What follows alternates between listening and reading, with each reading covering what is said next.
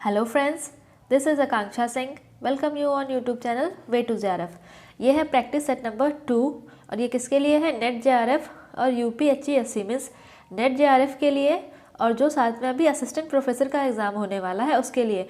तो हम दोनों के लिए मीन्स नेट के लिए और ये प्रोफेसर की जो वैकेंसीज़ हैं हम दोनों के लिए कंबाइंड में प्रैक्टिस सेट कर रहे हैं। तो हमको साथ में इनकी प्रिपरेशन कर रहे हैं क्योंकि दोनों का जो अगर हम लेवल की अगर हम बात करें, जो एग्ज़ाम का लेवल होता है तो दोनों ऑलमोस्ट सेम होता है। तो इसको हम दोनों को एक साथ में स्टार्ट करेंगे। अगर वीडियो आपको अच्छी लगती है तो लाइक एंड शेयर ज़रूर कर दीजिएगा। एंड अगर अभी तक आपने चैनल सब्सक्राइब नहीं किया है तो चैनल को भी सब्सक्राइब ज़रूर कर लीजिएगा। स्टार्ट करते हैं। सबसे पहला क्वेश्चन हमारा क्या है? Development is a product of. अगर हम बात करें डेवलपमेंट मीन्स विकास किसका प्रोडक्ट है? ऑप्शंस क्या है? Heredity and environment, learning and maturation, learning and training, learning through observation. तो हमने पढ़ा है ना कि जो डेवलपमेंट है इसमें क्या होता है? ये hereditary, environment, learning and maturation means option number ए सही है इसका। तो अगर हम डेवलपमेंट की बात करें तो उसमें हमारा हेरिडिटी जो हमारे पेरेंट्स से जो हमारे अंदर जो जीन्स आते हैं जो उनकी होती है, उसके बाद हमारा आसपास का एनवायरनमेंट क्या है वो हमें अफेक्ट करता है हमारे डेवलपमेंट को। उसके बाद हम कैसे चीज़ें सीख रहे हैं, मैच्योरेशन लेवल क्या, ये सभी चीज़ें जो मिलके डेवलपमेंट को अफेक्ट करती हैं। इन सब चीज़ों का जो कंबाइंड प्रोडक्ट है उसको हम बोलते हैं development.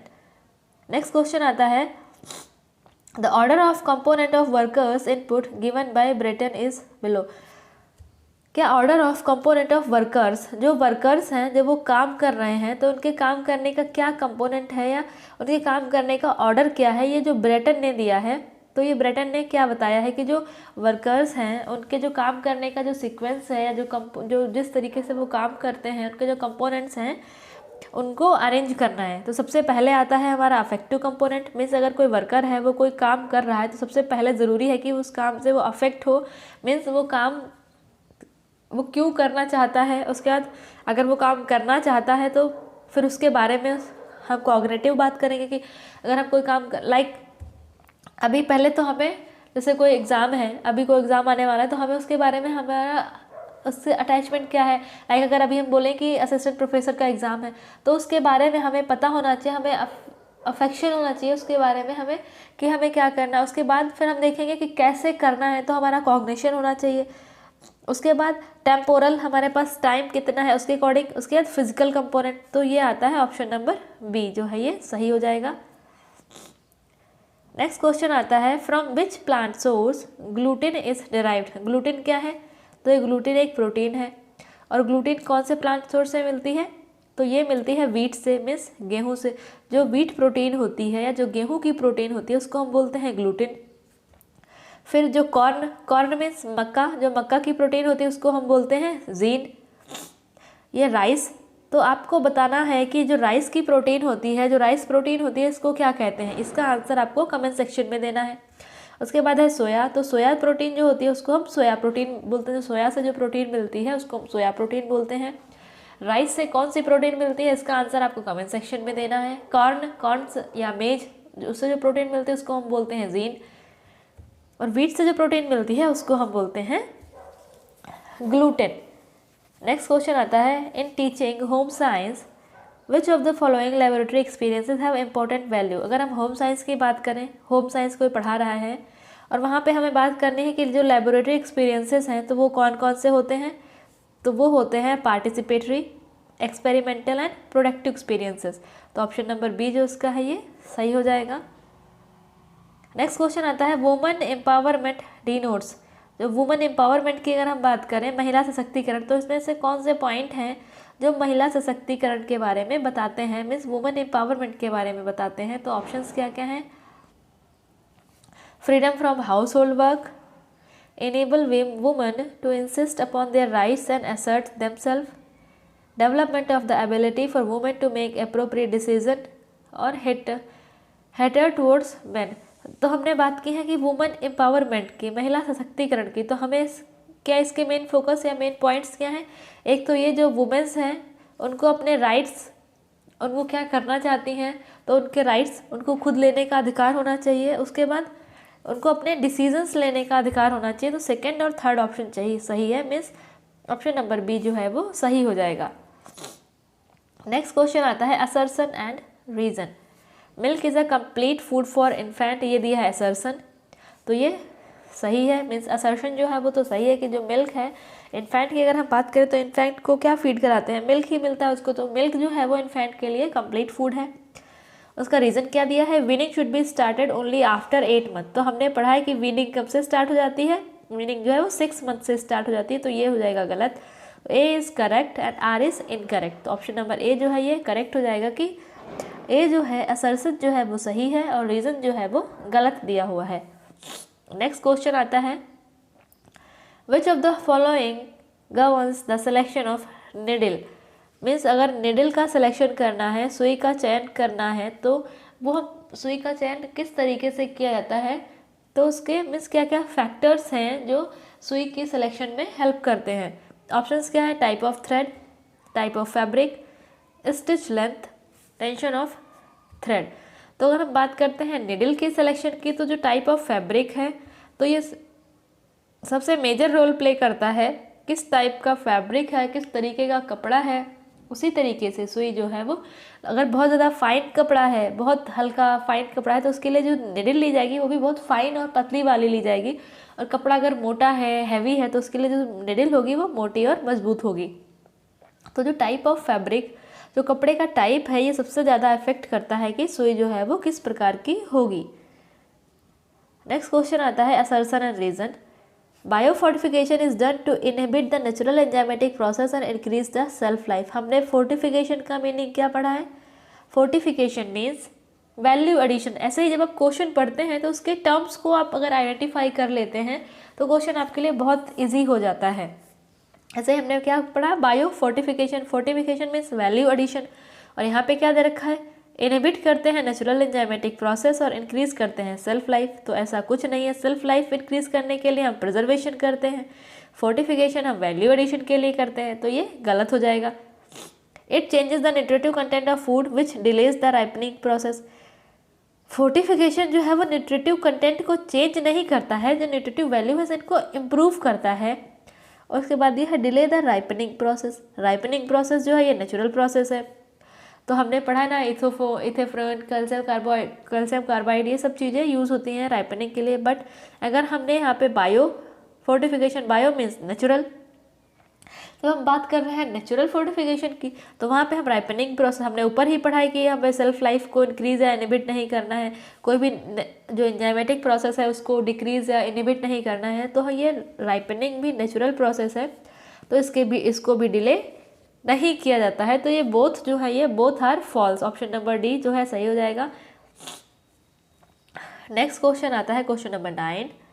Transition means adjustment to new values, expectations, interest and new set of behaviour. Transition means एक जगह से दूसरी जगह में चेंज होना। जैसे कोई इन्फेंट है, फिर वो चाइल्ड हो रहा है, चाइल्ड के बाद एडल्ट हो रहा है, एडल्ट के बाद ओल्ड एज में आ रहा है, तो यहाँ से ये टाइम टू टाइम चेंजमेंट हो रहा है। अब ये चेंजमेंट हो रहा है तो उनकी वैल्यूज़ भी चेंज हो रही हैं, उनके एक्सपेक्टेशंस भी चेंज हो रहे हैं, इंटरेस्ट भी चेंज हो रहे हैं, नेक्स्ट बिहेवियर भी चेंज हो रहा है। जैसे इन्फेंट तो था, तो इन्फेंट की वैल्यूज़ कुछ और थी, उसको इन्फेंट के टाइम उसको क्या चाहिए, उसको खेलने के लिए मिलना चाहिए। उसके बाद जैसे जैसे बड़े हो रहे हैं तो उनको अपनी रिस्पॉन्सिबिलिटी समझ में आ रही है, इनकी एक्सपेक्टेशंस क्या क्या ये समझ में आ रहा है। मीन्स जैसे जैसे ट्रांजिशन होता है वैसे वैसे एडजस्टमेंट, वैल्यूज़, एक्सपेक्टेशन, ये सभी चीज़ें चेंज होती हैं, तो ये तो सही हो गया assertion. In transition period always physical, intellectual and emotional changes take place. जब ट्रांजिशन पीरियड हो रहा है तो ज़रूरी नहीं कि हमेशा physical, intellectual, emotional changes take place होंगे। कभी कभी फिजिकल मीन्स कभी फिजिकल, कभी इमोशनल, कभी इंटेलेक्चुअल, कोई भी ट्रांजिशन हो सकता है, तो ये जो है ये गलत हो जाएगा। तो A is correct but R is incorrect. Option number B जो है वो सही हो जाएगा इसका। नेक्स्ट आता है question number 10। In a pattern darts can be replaced by. कोई पैटर्न है उसमें अगर हम बात करते हैं डार्ट्स को कैसे रिप्लेस किया जा सकता है, तो डार्ट्स को जो है वो गेदर्स और स्टाइल लाइन के थ्रू रिप्लेस किया जा सकता है। डार्ट्स को हम यूज़ करते हैं फिटिंग के लिए, तो गेदर्स और स्टाइल लाइन इनको भी फिटिंग के लिए यूज़ किया जाता है। तो ऑप्शन नंबर कौन सा सही हो जाएगा, ऑप्शन नंबर बी जो है ये सही हो जाएगा। नेक्स्ट क्वेश्चन आता है क्वेश्चन नंबर 11। असर्शन क्या दे रखा है कि हाइट और length of children below the age of 2 years should be measured with an infantometer. Means कोई इन्फेंट है, उसकी एज क्या है, 2 years से कम है, और उसकी हाइट और लेंथ को मेज़र करना है। तो उसकी हाइट और लेंथ को कैसे मेज़र करते हैं, एक इंस्ट्रूमेंट है उसको बोलते हैं इन्फेंटोमीटर। तो असर्शन जो है ये सही हो जाएगा, क्योंकि अगर 2 साल के हम बच्चे की बात करें, कोई 2 year का इन्फेंट है, तो उसको अगर आप डायरेक्शन दे रहे हो कि आप स्केल के पास खड़े हो जाओ, आप स्ट्रेट खड़े हो जाओ, तो वो ऐसा नहीं करेगा प्रॉपरली। जो छोटे बच्चे हैं तो उनके लिए इन्फेंटोमीटर यूज़ किया जाता है, and infantometer is use for children who can't stand properly. तो ये इसका दोनों ऑप्शन, असर्शन और रीज़न, दोनों करेक्ट हैं। तो ऑप्शन नंबर बी जो है ये करेक्ट हो जाएगा। नेक्स्ट क्वेश्चन आता है question number 12। The therbligs was given by. Therbligs किस में यूज होता है, वर्क सिंप्लीफिकेशन में। वर्क सिंप्लीफिकेशन किसने दिया है, ये दिया है मंडल ने। और थ्रिबलिंग्स क्या है, और थ्रिबलिंग्स किसने दिया है, थ्रिबलिंग्स को गिलबर्ट ने दिया है। ये सिंपल सा गिलबर्ट जी जो हैं ये, इन्होंने अपने नाम की कुछ स्पेलिंग्स को सफल कर दिया, मीन्स कुछ वर्ड्स को रीअरेंज कर दिया और वहाँ से एक नया वर्ड बन के आया, उसको बोलते हैं थ्रिबलिंग्स। तो ये थ्रिबलिंग्स जो है वर्क सिंप्लीफिकेशन में यूज़ होता है, उसको दिया है गिलबर्ट जी ने। नेक्स्ट क्वेश्चन आता है assertion and reason. Cross dyeing can produce multi coloured fabric. Assertion दे रखा है कि जो क्रॉस डाइंग है वो मल्टी कलर्ड फैब्रिक प्रोड्यूस करता है, तो ये सही है।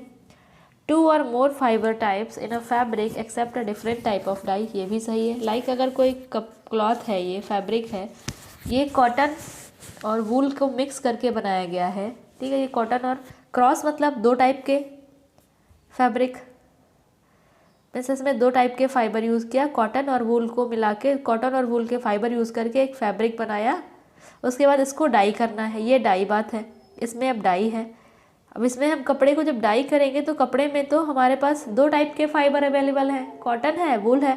तो कॉटन और वूल दोनों अपने अपने एफिनिटी के अकॉर्डिंग डाइज को जो है वो एब्जॉर्व कर लेंगे। अब कॉटन अलग डाई एब्जॉर्व कर रहा है, वूल अलग डाई एब्जॉर्व कर रहा है, तो वहाँ से क्या आ जाएगा, डिफरेंट डिफरेंट कलर आ जाएंगे। तो ये भी सही है कि जो क्रॉस डाइंग में जो फैब्रिक होता है वो डिफरेंट डिफरेंट फाइबर से मिलके बनता है, और ये डिफरेंट डिफरेंट फाइबर्स जो है वो अपनी एफिनिटी के अकॉर्डिंग डाई को एब्जॉर्व कर लेते हैं और इससे वो मल्टी कलर फैब्रिक प्रोड्यूस करते हैं। तो both option A and R, assertion and reason, are correct. Next question आता है audio visual aids are not the best teaching add.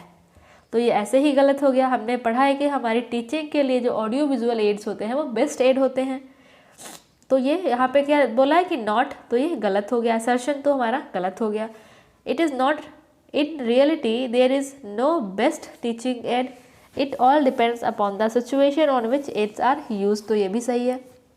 हम नॉर्मली बोलते हैं कि ऑडियो विजुअल एड हमारे लिए बेस्ट टीचिंग एड हैं, इट्स गुड, बट अगर उनको प्रॉपरली यूज़ करना नहीं आता है या उनको प्रॉपरली कैसे यूज़ किया जाए यही नहीं पता है, तो वो वो उनकी जो यूटिलिटी है या उनके जो बेनिफिट्स हैं वो प्रॉपर नहीं मिलेंगे। तो ये भी डिपेंड करता है कि जो हमारे पास ऑडियो विजुअल एड्स हैं या फिर जो हमारे पास टीचिंग एड्स हैं उनको सिचुएशन के अकॉर्डिंग कैसे यूज़ किया जाता है, ये डिपेंड करता है। तो असर्शन गलत है, रीज़न जो है वो सही है। तो ऑप्शन नंबर सी, असर्शन जो है वो गलत है और रीज़न जो है वो सही है। तो ऑप्शन नंबर सी जो है वो करेक्ट हो जाएगा। मीन्स ऑडियो विजुअल एड हमारे बेस्ट विजुअल एड हैं, बट कोई भी एड है उसको सिचुएशन के अकॉर्डिंग कैसे यूज़ करना है ये उनको बेस्ट बनाता है।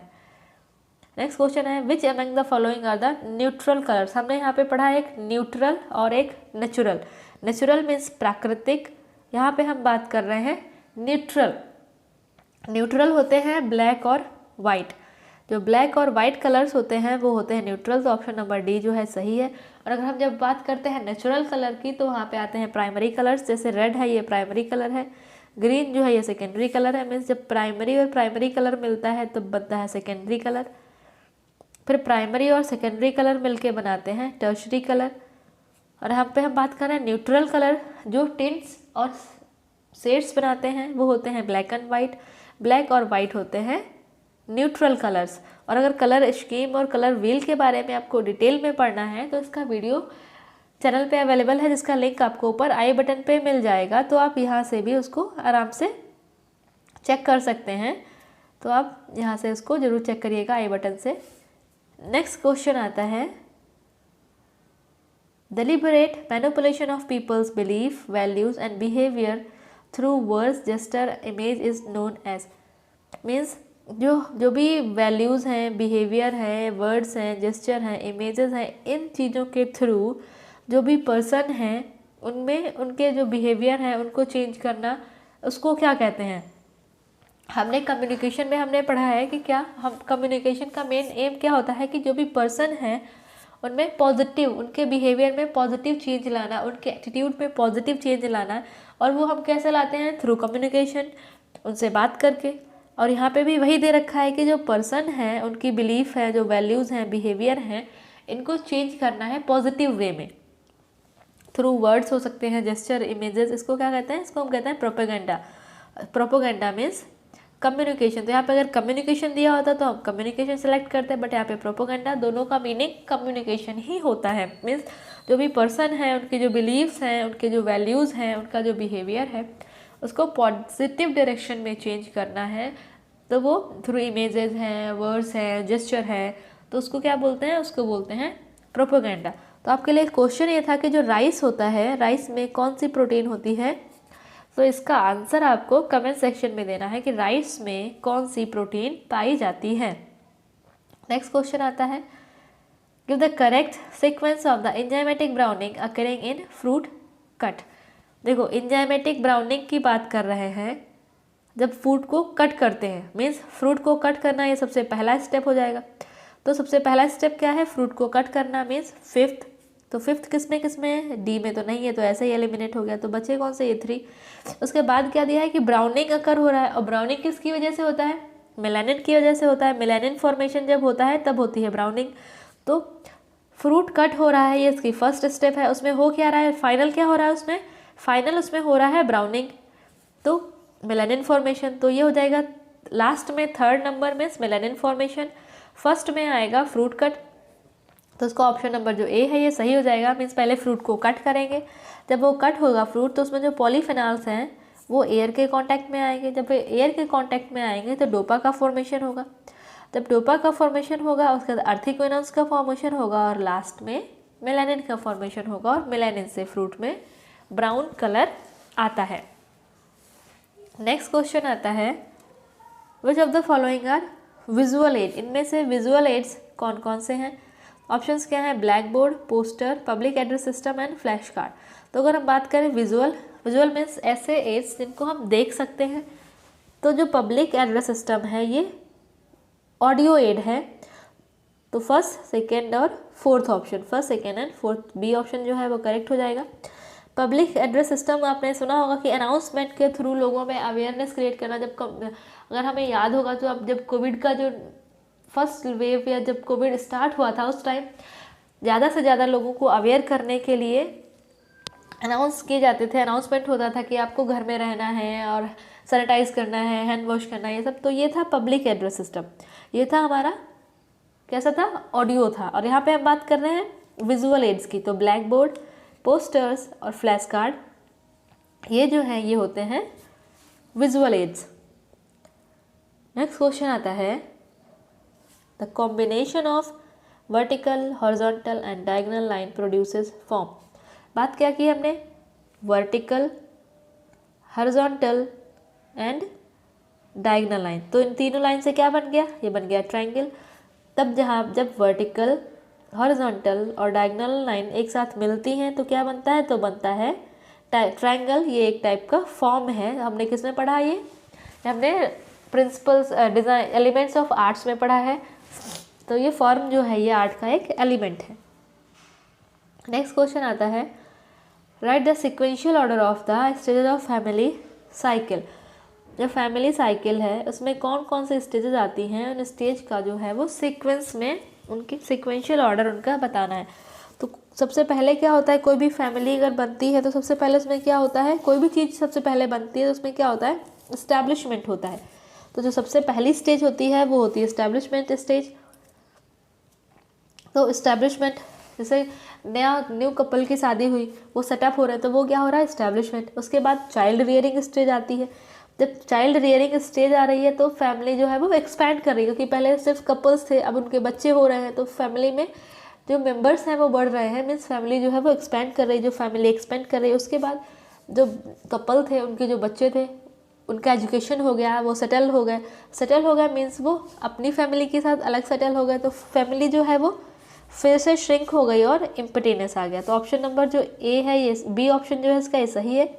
और नॉर्मली अगर हम बात करें फैमिली लाइफ साइकिल की, तो 3 स्टेजेस पूछी जाती है उसमें, establishing stage, expanding stage and shrinking stage. तो ये 3 मेन इंपॉर्टेंट स्टेज हैं, पर कभी कभी एग्जाम में 5 स्टेज के सीक्वेंस के बारे में पूछ लिया जाता है, तो आपको 5 स्टेज के बारे में पता होना चाहिए। बाकी जो मेन 3 है, इस्टेब्लिश करना, establishing stage, child means expanding stage, उसके बाद श्रिंकिंग स्टेज, तो ये 3 स्टेज आपको याद रखना है। जो क्वेश्चन था आपके लिए वो था जो कि राइस जो है, राइस में कौन सी प्रोटीन पाई जाती है, इसका आंसर आपको कमेंट सेक्शन में बताना है। एंड वीडियो अगर आपको अच्छी लगी हो तो लाइक एंड शेयर जरूर कर दीजिएगा, और अपना आंसर आप कमेंट सेक्शन में ज़रूर बताइएगा। और अभी तक आपने चैनल सब्सक्राइब नहीं किया है तो चैनल को भी सब्सक्राइब जरूर कर लीजिएगा, और वीडियो को अपने फ्रेंड्स के साथ ज़्यादा से ज़्यादा शेयर करिए। मिलते हैं नेक्स्ट वीडियो में, तब तक के लिए wish you all the very best, good luck, bye bye.